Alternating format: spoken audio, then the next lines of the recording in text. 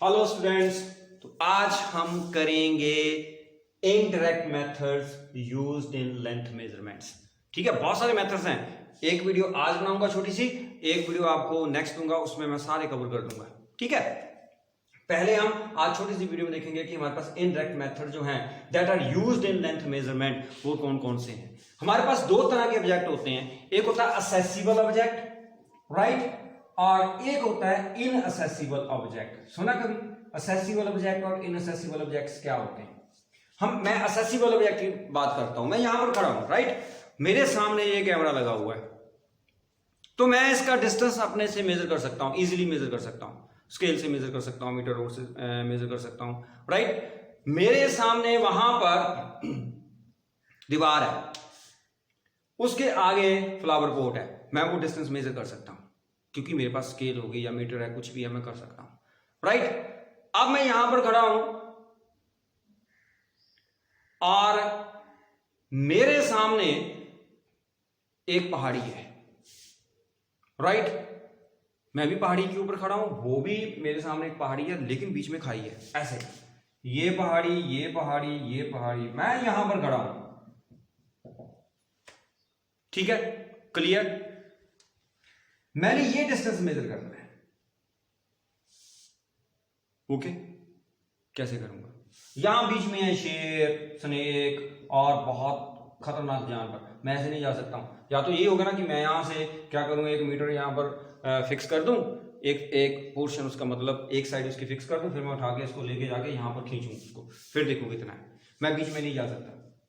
Snake है, lion है और लेपर्ड है, बहुत सारी चीजें हैं वहां पर, एनाकोंडा भी है, मैं जा सकता हूं वहां पर? नहीं जा सकता। तो मैंने यहां से लेके यहां तक उसकी डिस्टेंस मेजर करना है। या मेरे घर के पास एक पानी की टंकी है बहुत बड़ी, उसके ऊपर चढ़ने का कोई रास्ता ही नहीं है, लेकिन मेरे से किसी ने पूछ लिया कि इसकी हाइट कितनी है, कैसे बताओगे? कैसे बताओगे? मेरे सामने एक घर है, राइट, ये घर है, तो इसके बीच में यहां पर नहर आ रही है, रिवर आ रही है, मैं यहां पर खड़ा हूं, राइट। और किसी ने मुझे पूछा कि इस घर की हाइट कितनी है, कैसे बताएंगे?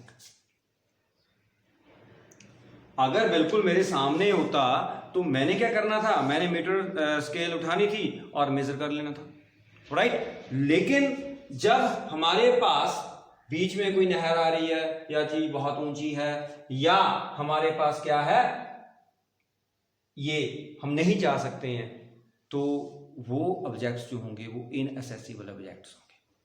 समझ आई? तो असेसिबल ऑब्जेक्ट वो ऑब्जेक्ट होते हैं, ध्यान से सुनना, कि असेसिबल ऑब्जेक्ट हमारे पास क्या है। देखो यहां पर मैं यहां पर खड़ा हूं, मेरे से हाइट पूछ ली किसी ने, इसकी किसी ने मेरे से हाइट पूछ ली, राइट, मैं उसको कैसे बताऊंगा? अब आपने मुझे ये बताना है कि ये 1 और ये 2 और ये 3, इनमें से कौन सा असेसिबल है, कौन सा इनअसेसिबल है। ध्यान से सुनना, असेसिबल ऑब्जेक्ट वो ऑब्जेक्ट होते हैं whose distance from the point of observation can be measured directly. An object is said to be accessible object whose distance from the point of observation can be measured directly. मतलब मेरे सामने आप जितनी मर्जी पानी की टंकी ऊंची कर दो, लेकिन अगर उसका डिस्टेंस मैं डायरेक्टली मेजर कर सकता हूं, मेरे सामने है, मैं डायरेक्टली मेजर कर सकता हूं उसका डिस्टेंस, तो मैं उसकी हाइट जो है नीचे खड़े होकर बता सकता हूं, मेरे पास इंस्ट्रूमेंट होता है। बात समझ आ गई? तो वो ऑब्जेक्ट मेरे लिए क्या हुआ, accessible. An object is said to be accessible object if it's distance from the point of observation can be measured directly. मतलब सिंपल सी बात है कि मैं यहां पर खड़ा हूं, मेरे सामने ये कोई बिल्डिंग है, या आपने देखा होगा ना कि वो काउंटर के पेड़ के ऊपर आपने उसकी हाइट मेजर करनी है। अब काउंटर के पेड़ के ऊपर कौन चढ़ेगा अभी, राइट? लास्ट में एक छोटा सा पत्ता होगा, उसके ऊपर कौन खड़ेगा जाके, लेकिन हम उसकी हाइट को मेजर कर सकते हैं, राइट। तो हमारे पास ये जो ऑब्जेक्ट है, ये असेसिबल ऑब्जेक्ट तब बनेगा अगर इसका जो डिस्टेंस है फ्रॉम दिस पॉइंट ऑफ, क्योंकि मैं यहां पर खड़ा हूं तो मेरा पॉइंट ऑफ ऑब्जर्वेशन ये है, अगर मैं ये डिस्टेंस डायरेक्टली मेजर कर सकता हूं तो ये मेरे लिए कौन सा ऑब्जेक्ट है, असेसिबल ऑब्जेक्ट। अगर इसके बीच में कोई खाई आ गई, पानी आ गया, नहर आ गई, कुछ भी आ गया, तो ये मेरे लिए क्या हो जाएगा, इनअसेसिबल ऑब्जेक्ट हो जाएगा। मेरी बात समझ आई, पता चल गया क्यों? क्योंकि अगर बीच में कुछ आ गया तो मैं डायरेक्टली इसका डिस्टेंस मेजर नहीं कर सकता हूं। तो inaccessible object क्या हुआ, an object is said to be inaccessible object if its distance from the point of observation cannot be measured directly। समझ आ गई? accessible object पता चल गया। accessible मतलब जिसका हम distance from the point of observation directly measure कर सकते हैं। इनअसेसिबल वो हुआ जिसका हम पॉइंट ऑफ ऑब्जर्वेशन से डिस्टेंस डायरेक्टली मेजर नहीं कर सकते हैं, बीच में कुछ भी आ गया। ये समझ आ गई एग्जांपल। अब देखो ये मेरे लिए क्या है, असेसिबल है, और ये क्या था, इनअसेसिबल। ऐसे मैंने यहां पर बताया था, वो भी क्या है, inaccessible. Whose distance from the point of observation can not be measure directly. Inaccessible जिसका हम डायरेक्टली मेजर कर सकते हैं, वो क्या हुआ, असेसिबल। Any doubt? चले, अब हमारे पास क्वेश्चन आता है कि measurement of height of tower. Measurement of height of tower, आपने टावर की हाइट फाइंड करनी है। Measurement of height of tower interesting है, राइट? इसके ऊपर न्यूमेरिकल भी आते हैं। Measurement of height of a tower, और वो टावर कौन सा बेटा, वो असेसिबल है। कौन सा है ये भी हमने देखना है कि कौन सा होना चाहिए, वो असेसिबल। हम असेसिबल की बात कर रहे हैं। असेसिबल ऑब्जेक्ट मतलब, असेसिबल ऑब्जेक्ट मतलब whose distance from the point of observation can be measured directly. हो गया। अब हमने measurement of height of tower करना है। ये आर्टिकल है हमारे पास। मेरे पास ये एक टावर है, इसकी हाइट कितनी है, h। ध्यान से सुनना है, ठीक है? मैं यहां पर खड़ा हूं, क्लियर? और मैंने इसकी हाइट को मेजर करना है। ये है इसकी हाइट इतनी। ये कुछ भी हो सकता है, पेड़ भी हो सकता है, राइट? और कोई बिल्डिंग हो सकती है, कुछ भी हो सकता है। समझ आ गई? ये बिल्डिंग हो सकती है, और क्या हो सकता है, पेड़ हो सकता है, कुछ भी हो सकता है। आपने इसकी क्या करनी है, हाइट मेजर करनी है, ठीक है? समझ आ गई? ये प्रॉब्लम है। लेकिन उन्होंने बोला क्या है कि ये असेसिबल ऑब्जेक्ट है। मतलब अगर मैं यहां पर हूं, ऑब्जर्वर बन के खड़ा हुआ, तो ये मेरे पास क्या है, ऑब्जेक्ट है, राइट? A B. तो मैं इसका ये डिस्टेंस को मेजर कर सकता हूं, because this is an accessible object. Accessible object का डिस्टेंस हम मेजर कर सकते हैं from the point of observation. इसका मतलब ये जो हमारे पास लेंथ है, इट इज नॉट, ये हम मेजर कर सकते हैं। हमारे पास मीटर स्केल होगी, हम उसके साथ मेजर कर सकते हैं, या मीटर टेप होगी, उसके साथ मेजर कर सकते हैं। क्लियर? इतनी बात क्लियर हुई? तो अब हम क्या करेंगे, हमारे पास एक इंस्ट्रूमेंट होता है बेटा, सेक्सटेंट बोलते हैं उसको, या रेंज फाइंडर बोलते हैं। क्या बोलते हैं हम उसको, सेक्सटेंट या रेंज फाइंडर। वो इंस्ट्रूमेंट को हम क्या करते हैं, हम सेटिंग करते हैं उसकी। ऐसे होता है, उसमें दो ऐसे लगे होते हैं। तो आपने एक को बिल्कुल ऐसे रखना है, एक को ऐसे रखना है, ठीक है, राइट? मतलब एक ग्राउंड के बिल्कुल हॉरिजॉन्टल रखना है, एक आपने उसको फिक्स करना है। जैसे मान लो ये है हमारे पास, हाँ ये ऐसे होते हैं, उसके ऊपर कुछ ऐसे इस ढंग से होता है। ये आपने ग्राउंड के ऊपर पैरेलल कर दिया, इंस्ट्रूमेंट को सेट करना है। फिर आपने ये जो पोर्शन है, इसको बिल्कुल ध्यान से देख के ना, इसको इस ढंग से एडजस्ट करना, ताकि इसकी जो टिप है वो बिल्डिंग की टिप के साथ, या जो पेड़ है उसके ऊपर लास्ट कॉर्नर जो ऊपर है उसके, यहां से आपने हाइट मेजर करनी है, वहां पर इसको सेट करना है। जैसे आप यहां पर सेट करोगे, ये आपको प्रैक्टिकल आएगा, आई थिंक बीएससी में आएगा जाएगा, तो आप ये एंगल फाइंड कर सकते हो इसमें, राइट? अगर आपको ये एंगल पता चल गया, मतलब हमारे पास इंस्ट्रूमेंट होता है इस एंगल को फाइंड करने का, तो इसका मतलब अगर ये एंगल अल्फा है तो ये भी हमारे लिए नोन है। ये तो हमने पहले मेजर कर लिया, because this is an accessible object. ये मैंने एंगल पता कर लिया। अब हमारी हाइट निकल जाएगी। कैसे निकल जाएगी? देखो हमारे पास अगर ये राइट एंगल ट्राइंगल है, राइट एंगल ट्राइंगल ही बनेगी। कोई बिल्डिंग है, उसकी हाइट है, तो सीधा ही हम हाइट तो सीधी देखेंगे, तो हमारे पास क्या बन गई, ये राइट एंगल ट्राइंगल। तो आप देखो, इन राइट एंगल ट्राइंगल, कौन सी, ओ ए बी, इसमें tan अल्फा निकालो। tan अल्फा किसके बराबर होगा, परपेंडिकुलर अपॉन बेस, और यही होता है, मुझे नहीं पता, ये A B upon O A, right. तो ए बी कितना होगा, अगर हम ए बी की बात करें, so A B is H, O A is L, so हमारे पास एच निकल गया। एच किसके बराबर आ गया, एल टेन अल्फा। एल हमें पता था, अल्फा हमें पता था, तो टेन अल्फा निकल जाएगा। तो इसका मतलब ये हम इसके ऊपर, पेड़ के ऊपर, बिल्डिंग के ऊपर बिना चढ़े हमने क्या फाइंड कर ली, उसकी हाइट फाइंड कर ली। ऐसे ही हमारे पास सामने कोई पहाड़ी है, या हमारे पास कोई टाल बिल्डिंग है, या हमारे पास कोई बहुत बड़ा पेड़ है, हम उसके ऊपर बिना चढ़े उसकी हाइट को मेजर कर सकते हैं by using this formula, right. This formula is only for accessible object whose distance from the point of observation can be measured directly. ये बात क्लियर होगी। चलो उसके बाद हमारे पास आ गया inaccessible, ये नोट करना है आपने, डन हो गया। चलो अब measurement of height of tower, अब हमारे पास आ गया inaccessible, ठीक है। मान लो वही बिल्डिंग है, अब इसके बीच में खाई आ गई या नहर आ गई, कुछ भी आ गया, ठीक है, कोई भी चीज आ गई है, लेकिन हम इसकी हाइट कैसे मेजर करेंगे, कैसे मेजर करेंगे इसकी हाइट, ध्यान से सुनो। ये है हमारे पास ऑब्जेक्ट, कोई भी है, मान लो पेड़ है, ठीक है, ये हमारे पास क्या है, पेड़ है, सपोज करो, बढ़िया पेड़, वेरी गुड। तो हमने क्या करना है, इसकी हाइट मेजर करनी है, ये है इसकी हाइट, दैट इज एच। लेकिन क्या है हमारे पास, यहां पर खाई है, पानी है, नहर है, कुछ भी है, मैं इधर से इधर नहीं जा सकता हूं। It means this tree is inaccessible object for me. मतलब इसका, मैंने यहां खड़ा हूं, मैं, this is my observation point, right, clear है। मैं यहां पर खड़ा हूं इस पॉइंट के ऊपर, मान लो डी पॉइंट के ऊपर है, तो मैंने इसकी हाइट ए भी फाइंड करनी है, बट डी ए मुझे पता नहीं है।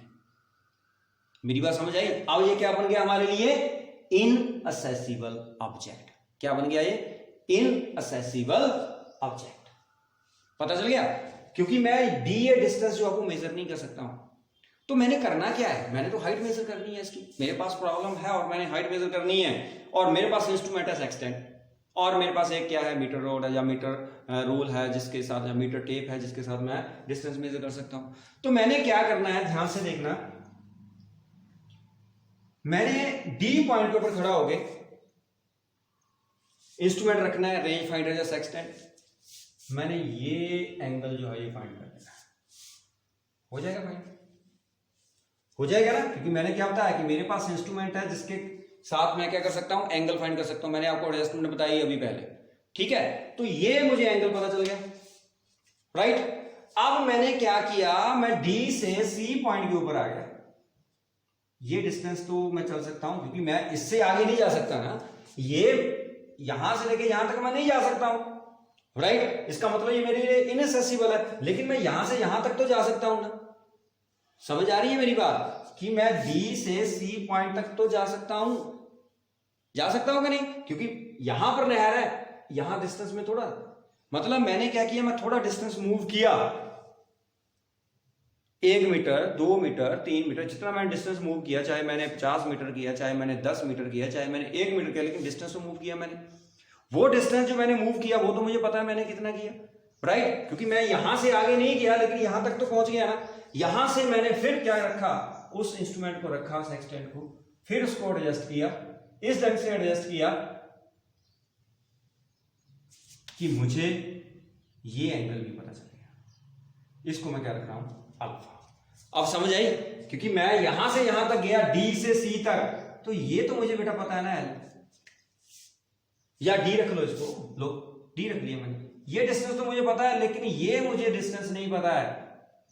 मुझे एल नहीं पता है, बट मुझे डी जो है वो पता है। Is that clear? समझ आया? क्योंकि मैं ये अपने आप चला यहां से डी से लेके सी तक, तो डी तो मुझे पता है मैं कितना चला, यहां से आगे मैं नहीं जा सकता हूं, ये पॉइंट जो है इस पॉइंट से आगे मैं यहां पर नहीं जा सकता हूं क्योंकि मेरे लिए ये इनएक्सेसिबल ऑब्जेक्ट है। तो यहां से यहां तक डी नोन है मेरे पास, एल मुझे पता नहीं है, निकालना हमने क्या है एच, मुझे बीटा भी पता है, मुझे अल्फा भी पता है। किस इंस्ट्रूमेंट के साथ हमने किया, सेक्सटेंट और रेंज फाइंडर। अब मैं क्या करूंगा, अब देखो ध्यान से, ये ट्रायंगल बन गई ए बी डी, ये बता दो। हाँ, तो in triangle right angle triangle A B D, ध्यान से सुनना, इन राइट एंगल ट्रायंगल कौन सी, ए बी डी, इसमें चलो A B D right angle triangle. अब आपने इसमें tan अल्फा नहीं निकालना, आपने cot अल्फा निकालना है या cot बीटा निकालना। ए बी डी में कौन सा आएगा, ए बी डी में cot बीटा आएगा, उल्टा करना है आपने। इनसेसिबल में टेंजेंट नहीं फाइंड करना आपने, उसमें कैलकुलेशन थोड़ी सी क्या हो जाती है, टिपिकल हो जाती है। ठीक है, हमने cot फाइंड करना है, तो ये फार्मूला बनाया हुआ। तो cot बीटा क्या होता है, cot टेंजेंट का उल्टा होता है। तो इसमें क्या आएगा, उसमें क्या आता है परपेंडिकुलर अपॉन बेस, इसमें क्या आएगा बेस अपॉन परपेंडिकुलर। तो इसमें ए बी डी में ए डी कितना है, बेस कितना है एल, और ये कितना है एच। This is equation 1। कोई डाउट, ये तो वैसे ही हमने कैलकुलेशन ही करनी है, हमने कौन सा एल को मेजर किया है, हमारे पास तो डी है या हमारे पास अल्फा है या हमारे पास बीटा है, ना हमें एल पता है ना हमें एच पता है, एच को हमने निकालना है। Got it. अब हम चलेंगे इन राइट एंगल ट्रायंगल कौन सी, ए बी सी, इसमें कॉट अल्फा फाइंड कर लो। कितना होगा, कॉट अल्फा के लिए हमारे पास क्या आएगा, बोलो बोलो कितना आएगा। चलो थोड़ा सा और इजी कर दूं, ये जो है इतना डिस्टेंस, ये मैं एल मान लेता हूं, मार्क के लिए और सिंपल कर रहा हूं, ध्यान से सुना। डी से सी तक डी डिस्टेंस है और सी से ए तक हमारे पास क्या है एल है। मैं और आपको क्या कर रहा हूं इसको, ठीक है, मैं आपको और सिंपल कर रहा हूं इसको। चलो अब हम अगर इस ट्रायंगल में जाएंगे, right angle triangle A B D में तुम्हारे पास कितना आएगा, D A L plus D आ जाएगा। लो डी ए कितना आ गया, एल प्लस डी। मैंने क्या किया, मैं थोड़ा और आसान कर दिया आपको फाइंड करना। ये एल है और ये क्या है डी, तो डी ए, मैंने क्या बोला था कि यहां पर कॉट बीटा, हमने एक स्टेप जो है वो हम लिखा नहीं, हमने कॉट बीटा हम लिखेंगे D A over A B. चलो क्योंकि कुछ एक बच्चे हैं जो नोट्स बना रहे हैं तो फिर उनको प्रॉब्लम हो जाएगी। डी ए कितना है, D plus L over E B कितना बेटा H.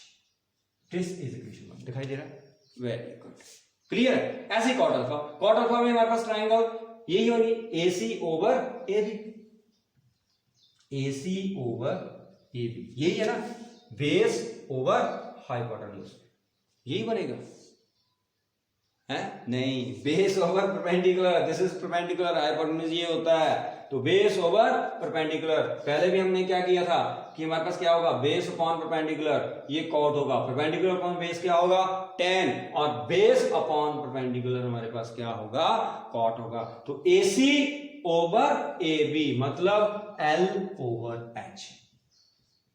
This is second equation, ठीक है। अब मैं एक क्या लगा रहा हूं यहां पर, कुछ टेक्निक्स जो है वो अप्लाई कर रहा हूं। मुझे L नहीं पता है बेटा, मुझे D पता है, मुझे अल्फा पता है, मुझे बीटा पता है क्योंकि मेरे पास इंस्ट्रूमेंट था, उसने अल्फा और बीटा बता दिया। H मुझे नहीं पता, H हमने फाइंड करना है। लेकिन प्रॉब्लम ये है कि मुझे L नहीं पता है। जब L नहीं पता तो मैं कॉट बीटा कैसे फाइंड, बीटा मुझे पता है राइट, तो ये टर्म पता है, लेकिन इस टर्म में मुझे D नहीं पता है, पता है D पता है, L नहीं पता है, H नहीं पता है। तो मतलब हमारे पास अननोन कितने हो गए, 2 हो गए। अननोन क्वांटिटीज कितनी होगी, 2 होगी। हमें चाहिए कि अगर हमने अननोन ए का तो बाकी सारी क्वांटिटीज पता होनी चाहिए। तो मैं क्या कर रहा हूं, मैं यहां पर ऐसे कर रहा हूं, cot beta minus cot alpha, subtract equation 2 from equation 1। ठीक है, कोई फर्क नहीं है, हमारी मर्जी है, हम कुछ भी करें, हमें तो क्या करना है, हमें तो सिर्फ H फाइंड करनी है, कैसे मर्जी करें। तो cot beta minus cot alpha, cot beta क्या है D plus L over H, ये कितना बना cot alpha L over H. LCM लेना आता है, आता है सभी को, वेरी गुड, लो इसका एलसीएम, तुम्हारे पास क्या बन गया कॉट बीटा माइनस, इधर लिख लो ऊपर, चल cot beta minus cot alpha that is equal to H, हमारा एलसीएम आ गया, दोनों में एच कितना आ गया एलसीएम, एच हमारा क्या आ गया एलसीएम आ गया, तो हमारे पास ऊपर क्या रह गया बताओ, एच और एच कट गया, क्या रह गया D plus L minus L, ये बना, एल और एल कैंसिल हो गया, बचा गया डी अपॉन एच। खुश, जो चीज हमें नहीं पता थी वो तो कैंसिल हो गई, जो चीज हमें नहीं पता थी वो क्या होगी कैंसिल होगी। तो व्हाट डज इट मीन कि अब हमारे पास बीटा भी पता है, अल्फा भी पता है, डी भी पता है, निकालना क्या है हमने एच निकालना है। सो एच किसके बराबर आ गया D over cot beta minus cot alpha. अब आप किसी भी बिल्डिंग की हाइट जो है वो निकाल सकते हो, चाहे आपके पास वो ऑब्जेक्ट जो है असेसिबल है, चाहे आपके पास वो क्या है इनअसेसिबल ऑब्जेक्ट है। क्लियर, ये समझ आ गई। अब तीसरा पॉइंट क्या है कि measurement of diameter of the moon find किया कभी, हाँ, अब हम मून का डायमीटर फाइंड करेंगे, measurement of diameter of the moon, ये नोट कर लो भाई, डन। चल अब हम थर्ड कर रहे हैं, पहले हमने असेसिबल ऑब्जेक्ट किया, फिर इनअसेसिबल ऑब्जेक्ट किया, उसके बाद अब हम क्या करेंगे measurement of diameter of moon. उसके बेसिस के ऊपर फिर हमारा नेक्स्ट लेक्चर जो है वो बनेगा, क्योंकि जब हम measurement of diameter of moon करेंगे ना तो आपको बहुत सारी प्रॉब्लम्स क्रिएट हो जाएंगी, तो उस प्रॉब्लम को क्रिएट करेंगे तब जाके हम क्या करेंगे। मतलब मेरा काम क्या है कि पहले प्रॉब्लम को क्रिएट करो तभी सोल्यूशन निकलेगा, अगर प्रॉब्लम नहीं होगी तो सोल्यूशन क्यों निकालना है, ठीक है। तो हमारे पास क्या है to measure the diameter of किसका मून, डायमीटर ऑफ द, हमने मून का डायमीटर मेजर करना है, ठीक है। मून का डायमीटर मेजर करने के लिए हमने क्या करना है, ये लो मेरे पास मून है, ये बन गया मून, बन गया, इसका ये डायमीटर है, ठीक।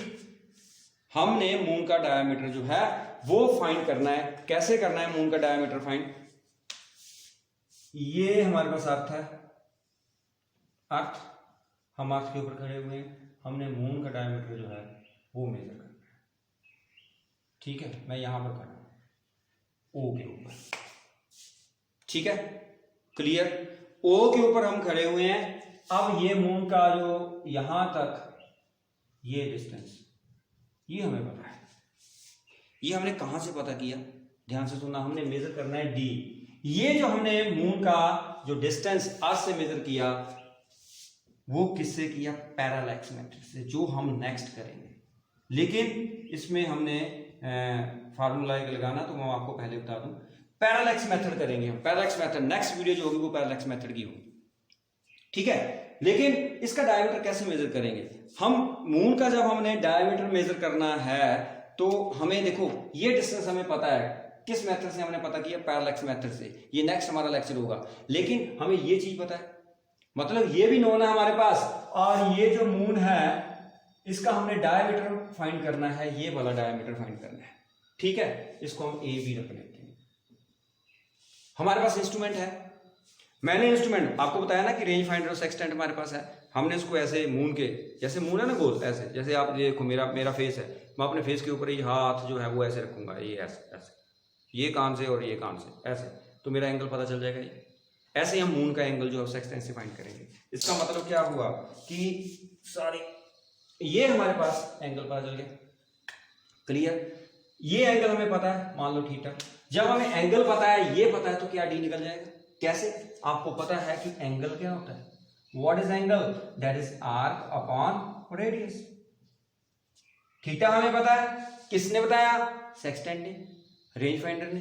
थीटा हमें पता है, arc, arc, what is arc, arc क्या है हमारे पास, ये डी, इसमें आर्क क्या है, दैट इज डी। डी हमें पता है, आर ये निकालना हमने क्या है, डी। आर इसका रेडियस ये, क्योंकि हम इसको रेडियस ले रहे हैं, ये ऐसे बनेगा, ऐसे बन रहा है। इस ओ को सेंटर को लेके इसको हमने ऐसे करना है, तो ए भी हमारा, मतलब अगर हम इसको सर्कल कंप्लीट करें ऐसे ओ को सेंटर रखे तो ऐसे सर्कल बनेगा। तो ये हमारी क्या है, आर्क, और ये सर्कल का क्या है, रेडियस। इसको हमने किससे निकाला है, पैरेलक्स मेथड से, जो नेक्स्ट हम करेंगे।